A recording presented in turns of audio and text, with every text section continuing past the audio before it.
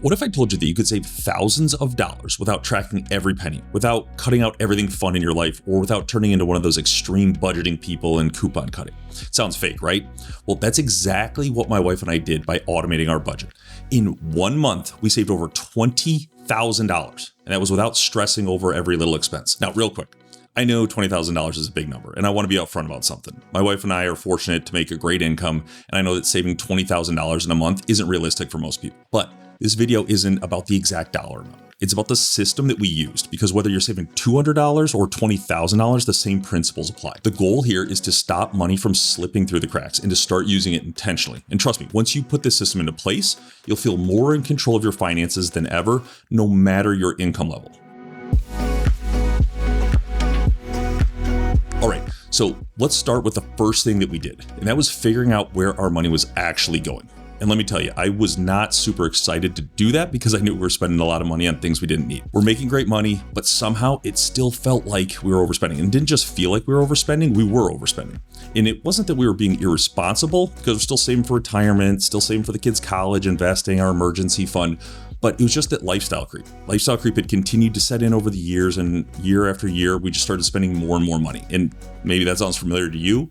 And if so, I think the system could really help you out. Okay, so the first thing we did was I downloaded Rocket Money. And Rocket Money, in just a few minutes, I was able to find all of the different stuff that we'd been spending money on. Great little tool, because I think you can even start for free and it's only costs a couple bucks a month, but it's automatically going to go back into all the accounts that you sync and we'll see all of your transactions. So within minutes, I could figure out all of the stuff that we were paying for, things that I didn't even remember signing up for. And what Rocket Money does a great job of is actually finding all the subscriptions. And they even have the ability for you to cancel subscriptions directly from the app. So by going through there, identifying all of our spending, but first prioritizing the recurring expenses, the things that we were spending on subscriptions, was able to cut out like 4 or 5 right away, saving a few $100s. The next step was actually looking at our spending and transactions. And you can see right here, the transactions tab. What you can do here is now you can start to actually see the patterns in your spending. So let me show you what I did, because I think this actually goes a long ways in understanding your spending and how you can improve it.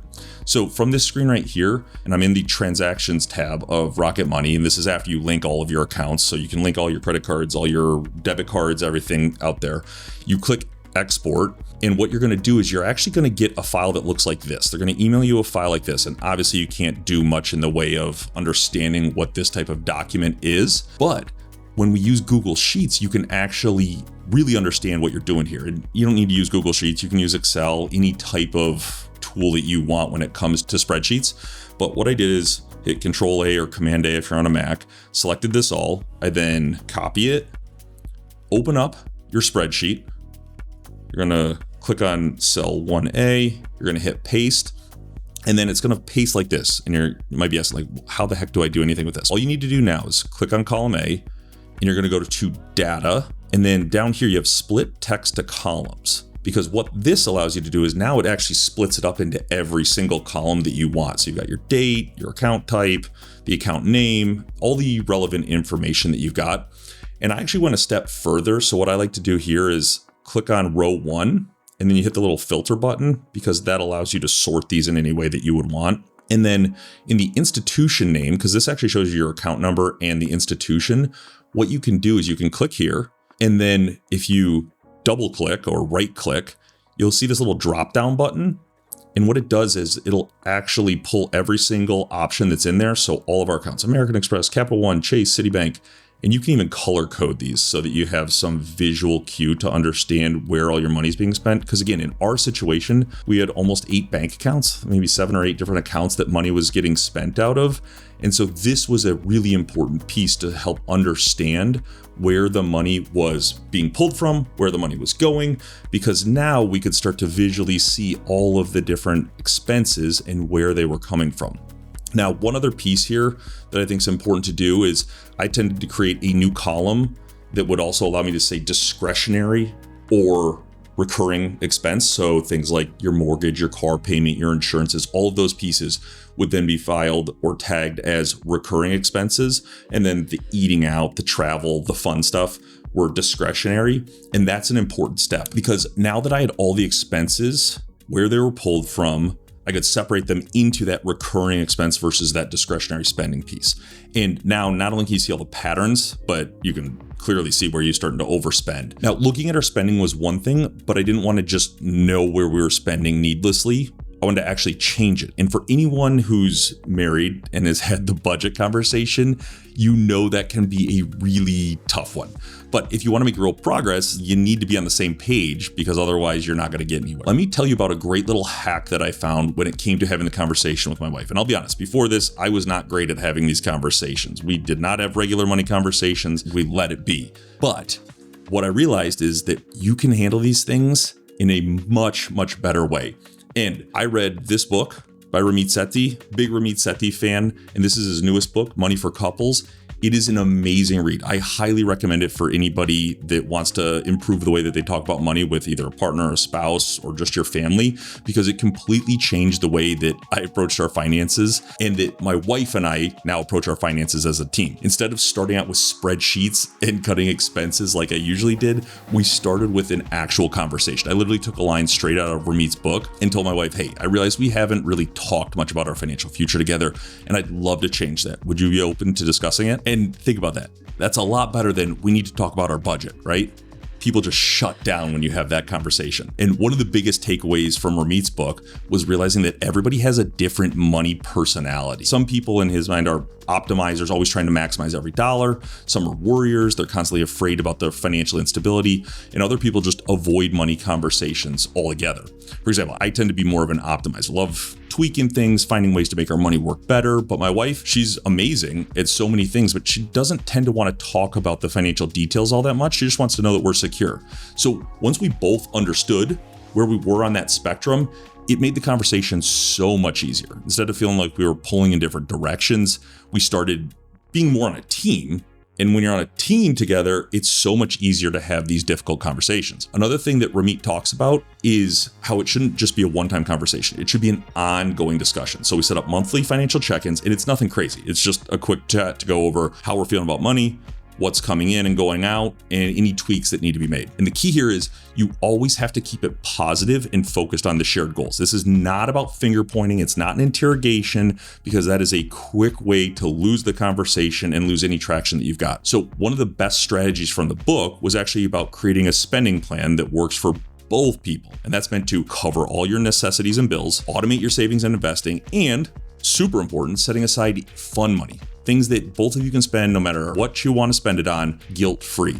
Ramit's biggest thing is his guilt-free spending plan or his conscious spending plan. And it's an amazing piece to it because it doesn't make it feel like you're all locked in to a very rigid and strict budget, because we make money for a reason, right? We want to be able to live life, and it's important to make sure you're setting money aside for that. Because let's be real, nobody wants to feel like they have to ask for permission to buy coffee. And when you have a built-in spending money for yourself, you don't feel like budgeting is restrictive or the typical joy-killing type stuff. Now, this part's different for everybody, but Ramit makes a really good point. Couples who combine their finances in some way tend to have a stronger relationship. And we personally decided to combine our finances a long time ago, and it's worked well for us. Not everything in one account, because that's not a great situation, but structured in a way so that we're working towards the same financial goals. Even if there's an income difference, which in our family there is. I was the breadwinner for a number of years. Now my wife is. That's a whole nother conversation on dealing with the income disparities in a marriage. But a shared financial vision helps avoid resentment. It keeps both people invested and sticking to the plan. The last thing we did was, again, straight from Ramit's book, was align on what we actually wanted our money to do for us. We wanted to save for a mountain house. We wanted to have great family vacations. We wanted to pay for college, and obviously wanted to make sure we were saving enough for retirement. So once we got clear on those priorities, everything else really started to fall into place. It wasn't about restrictions. It was about designing a financial life that actually made us happy and made us want to stick to the financial plan that we had. And look, things change. Some months there's unexpected expenses that pop up, and some months you realize you need more spending money. For example, we're going to Jamaica next week and we need to spend more money than we typically budget for. But the key is you got to stay flexible and adjusting as needed without turning every conversation into a fight. Honestly, if you're in a relationship and money's ever been a source of stress, which would be amazing if it hasn't, I highly recommend checking out the Money for Couples book. Here it is again by Ramit Sethi. Completely shifted the way that we handle finances as a team. And I think a lot of people would actually benefit from that approach. So now, once we had all of this figured out, we were finally ready to put in a system and build an autopilot for ourselves. And that's where sequence came into play. We had a clear set of goals. We wanted to save more money, wanted to invest more, and fewer where did our money go type moments. Once we knew where our money was going and what we wanted to achieve, we needed that system that actually made it happen without us having to constantly think about it every day. And that's where sequence came into play. Instead of letting all of our money sit in one big pot like a spend it all here trap, which is what we had been doing, we split it up so that every dollar effectively had a job. So what I did was open up an account with Sequence. And then importantly, I created a new account. Instead of having just a single joint account where we spent our fun money and all of our bills out of, mortgage, car payments, insurances, dining out, all of those used to be coming out of the same account. Now what I did is, because I had gone through the budget with Rocket Money and separated all those pieces, I opened up a new account using Sequence and just did it in 2 clicks that was titled Recurring Expenses. And that was just for our bills. So now our bills would come out of one account and all of our fun money and guilt-free spending would come out of our checking account. And then I was able to set up rules inside of Sequence so that every single time we got paid, the exact amount we needed for our bills was automatically moved to the recurring expense account. The rest flowed into our emergency fund, into our savings accounts, into our investment accounts, into our future goals accounts, and our spending money, obviously. This meant no more manual budgeting, and everything was literally set up on autopilot. Now, this part, I'm not gonna lie, was not the most fun, but it's necessary. What I had to do was I had to go into every single account that we have. It was 60 recurring expenses between the mortgages, between the insurances, between the utilities, all of those pieces.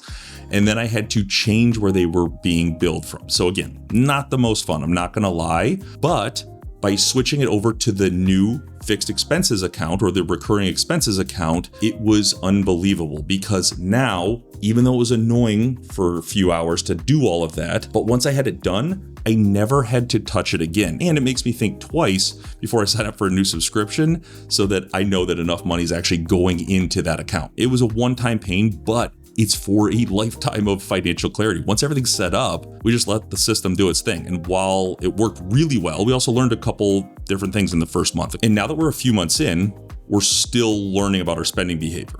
I made some tweaks along the way. Like, I increased our spending money because we were being too restrictive at first. We were running out of money in the middle of the month.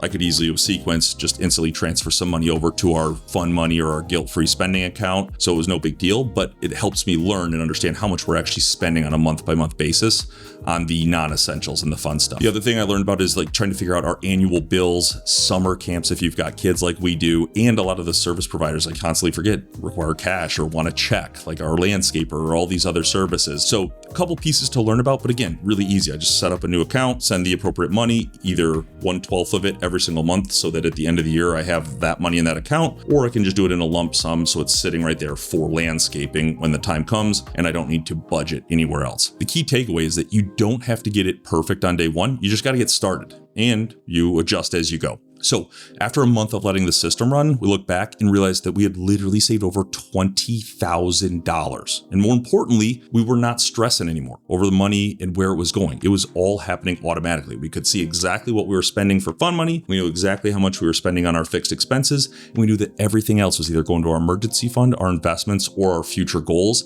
And I can't tell you how rewarding that is and how much it makes you want to follow your plan rather than being a little directionless when it comes to your finances. Now, obviously, the exact amount is going to look different for everybody. You might be saving $200, you might be saving $20,000. Doesn't matter. But what really matters is that the system works at any income level. So whether you're just saving a few $100s or maybe a few $1,000s, the key is making sure that every dollar has a job so that you're not just hoping to save what's left over, but you're actually doing it. Now, you might be thinking, I don't have time for this. Well, here's the thing. It took a couple hours max. That was me going slow and spacing it over a few days, but it saved us thousands of dollars. So I think that's worth it. Maybe you don't, but for me, the compounding growth on that money that we're going to be saving every single month is well worth it. It's probably the best investment of time I've ever spent. Some other people might be saying, I'm bad with money, or I'm not bad with money. I just spend a little too much. Well, that's exactly why automation works. It removes the temptation, because originally we had a lot of money at the beginning of every month in one account. So it was really easy to spend needlessly out of that account. It goes a long ways in making your brain actually think about those purchases that you might have automatically made beforehand, and just continue to add up over the course of the month. Another thing is you might say, I'll do it manually, but you won't. Trust me. I've been there. People just don't do it. That's the thing.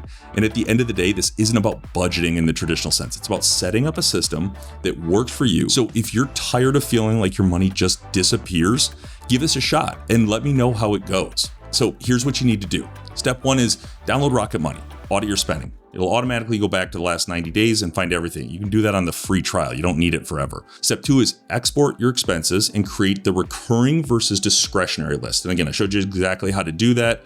Pretty easy process. Step 3 is sign up for Sequence at getsequence.io and automate your budget. Step 4 is drop a comment in here. If you've tried budgeting and you failed before, we want to hear from you. If you've had some successes, we also want to hear from you because we can help you out. And it's amazing the amount of satisfaction you get once you can finally take control over your finances and live the life that you want to and achieve financial success. So thanks so much. And if you want to watch the next video, take a look right here.